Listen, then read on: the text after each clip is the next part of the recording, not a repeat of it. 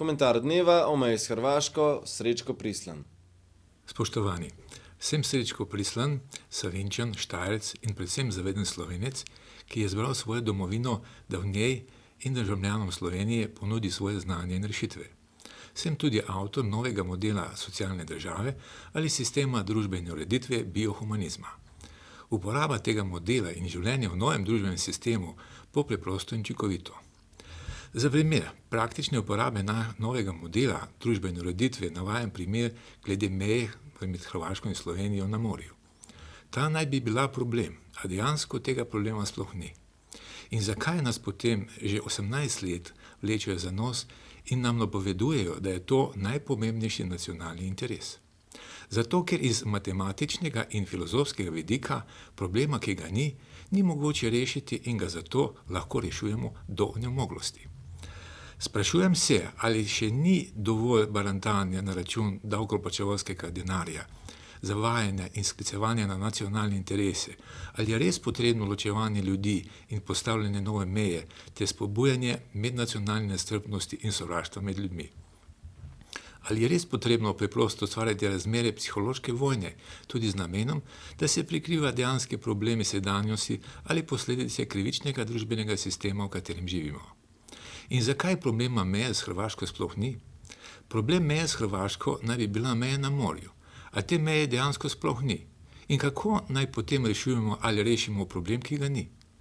Po novem družbenem modelu biohumanizmu, ki je grajen na naravnih zakonih, problema meje s Hrvaško na morju ni in ga zato ni potrebno reševati. Potrebno je upoštevati le dejstva, in to so, da je Jadransko morje nekdanje skupne države še vedno skupna naravna dobrina Črnogorcev, Bosancev, Hrvatov in Slovencev, ter zato nikogar osebna ali državna lastnina. Skupna naravna dobrina pomeni, da so vsi štirje narodi bivše države imeli in imajo pravico koriščenja te dobrine in prosto plovbo po njej do odprtega morja oziroma po Jadranskem morju od Albanije do Italije. Z razpadom bivše države so nastale nove države in nova oblast, ne pa ljudje in skupna naravna dobrina, ki je ostala enaka ali ista.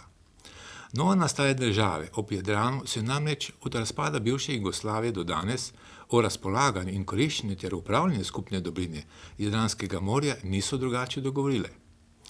Za konstatacijo dejanskega stanja in formalizacijo ali pravno urejenost obstoječega stanja je potrebno le predlagati vsem novim državam, ki ozemeljsko mejijo na Jadransko morje, da podpišejo skupni meddržavni sporazum o koriščenju in gospodarjenju Jadranskim morjem ter v njem jasno opredelijo pravice, dolžnosti, odgovornosti do te skupne naravne dobrine. S takšnim sporazumom se dejansko nikomur nič ne jemlje, nasprotno, omogoča se vsem uveljavljanje pravic in obveznosti, ki smo jih imeli tudi v bivši državi.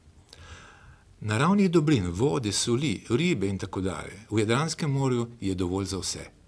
Upoštevati je potrebno dejstvo, da skupna naravna dobrina ne more biti privatna lastnina posamezne oblastne strukture Slovenije ali Hrvaške, temveč to lahko le skupno ozemlje Črnogorcev, Bosancev, Hrvatov, Slovencev v obliki naravne dobrine, ki je nedeljiva.